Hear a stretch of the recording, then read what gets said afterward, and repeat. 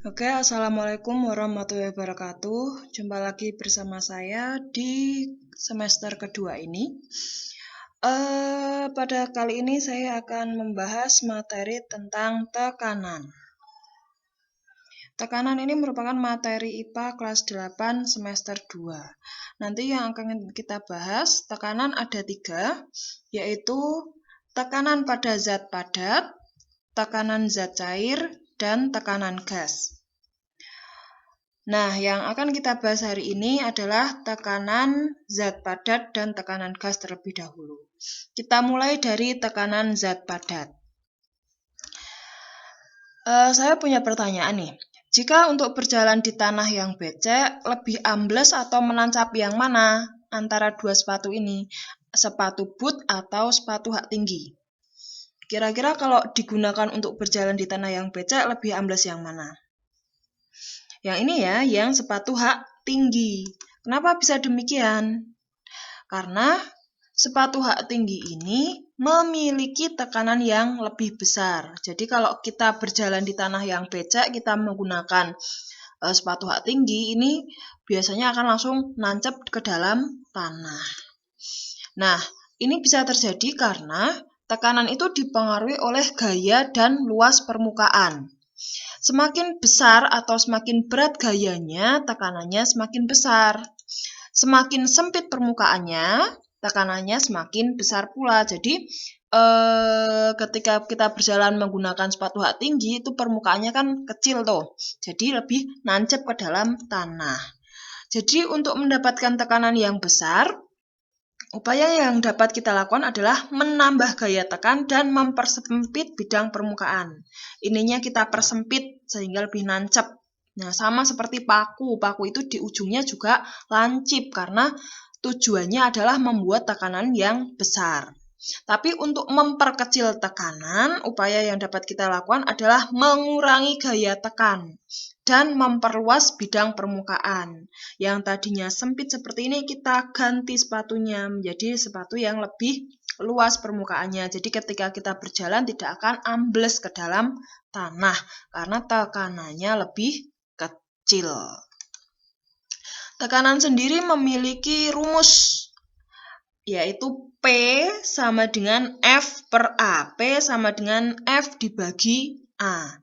P adalah tekanan, ini P tekanan, F itu gaya atau berat, kemudian A itu luas permukaan. Jadi rumusnya P sama dengan F per A. Contoh soalnya seperti ini. Ini ada sebuah balok, panjangnya 200 cm, lebarnya 100 cm. Baloknya diletakkan di atas lantai.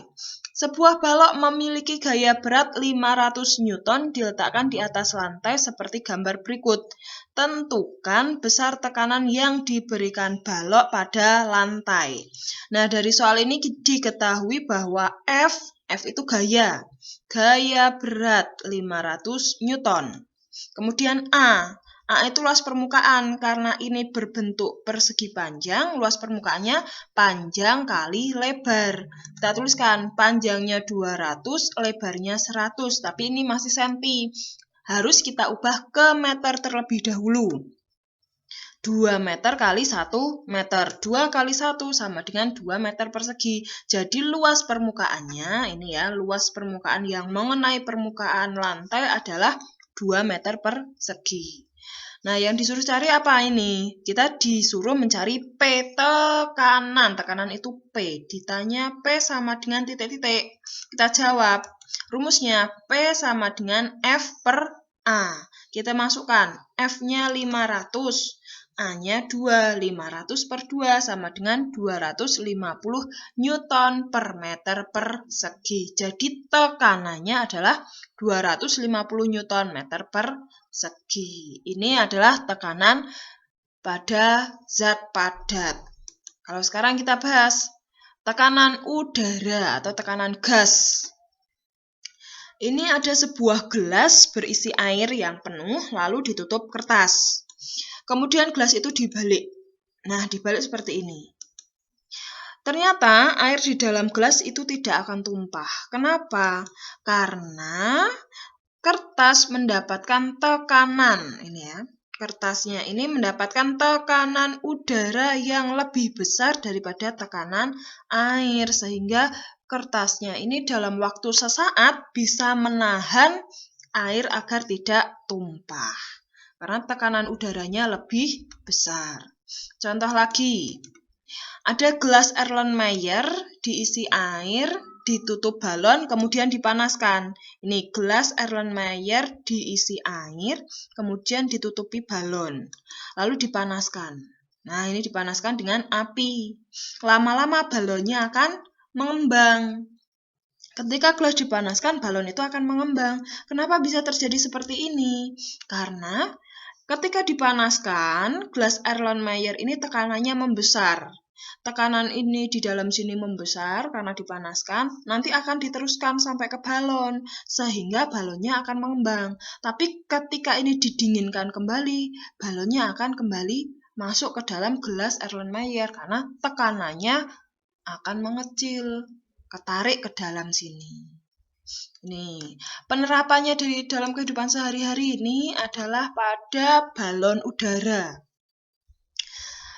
Ketika balonnya ini dipanaskan, nah balon udara kan punya apinya ya, ini ada apinya, dipanaskan, tujuannya agar udara di dalam balon ini panas. Kalau udaranya di dalam sini panas, dia akan menjadi lebih ringan. Kenapa? Karena udara panas lebih ringan daripada udara dingin. Udara di sini lebih ringan. Karena lebih ringan daripada udara di luar sini, maka balon ini bisa naik ke atas, bisa terbang. Nah, kalau mau turun, apinya dimatikan, udaranya akan dingin kembali, sama-sama berat, sehingga dia akan turun. Jadi udara yang panas itu akan lebih ringan daripada udara yang dingin. Ini penerapan dari tekanan udara. Gitu ya. Oke, sekarang saya kasih tugas nih tentang tekanan zat padat.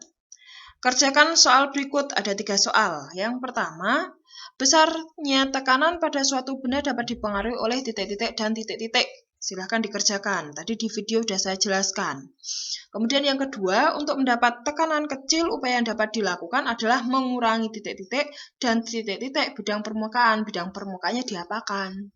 Tadi sudah saya jelaskan juga ya. Kemudian soal yang terakhir, sebuah balok diletakkan di atas lantai seperti gambar berikut.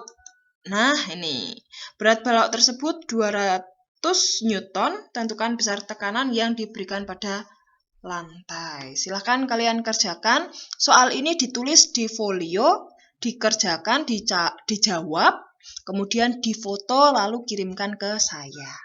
Oke, sampai sini silahkan dikerjakan. Saya akhiri, sekian. Wassalamualaikum warahmatullahi wabarakatuh.